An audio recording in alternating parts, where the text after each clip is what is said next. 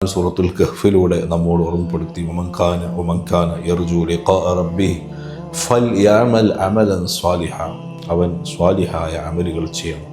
അള്ളാഹുവിൻ്റെ ലിഖാഇനെ ആഗ്രഹിക്കുന്നവൻ ധാരാളം സൽപ്രവർത്തികൾ ചെയ്യണം.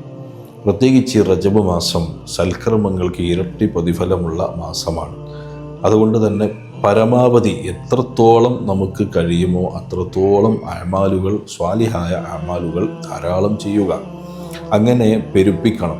എത്ര അമൽ കൂടുതലുണ്ടോ അത്രയും ഇരട്ടി പ്രതിഫലം വാങ്ങാൻ പറ്റുന്ന ഒരു നല്ല അവസരമാണ് നമ്മുടെ മുന്നിൽ വന്നെത്തിയിരിക്കുന്നത്.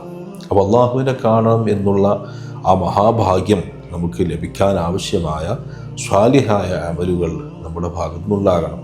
പ്രത്യേകിച്ച് പരിശുദ്ധമായ റജബ് മാസത്തിൽ സുന്നത്ത് നോമ്പുകൾ പെരുപ്പിക്കുക, അധികരിപ്പിക്കുക.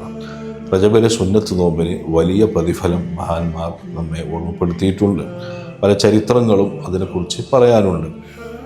അതുകൊണ്ട് നന്നായി അമാലുകൾ പെരുപ്പിക്കുക. നോമ്പ് ആവുന്നത്ര തഹജ്ജുദ് നിസ്കരിക്കുക, പരിശുദ്ധ ഖുർആൻ ഓതുക, ദിക്ർ സ്വലാത്തുകളിൽ വ്യാപൃതരാവുക തുടങ്ങി അമാലു സ്വാലിഹ ധാരാളം ചെയ്യുമ്പോൾ സ്വർഗത്തിൽ വെച്ച് അള്ളാഹുവിനെ കാണുക എന്ന മഹാഭാഗ്യം നമുക്ക് ലഭിക്കും.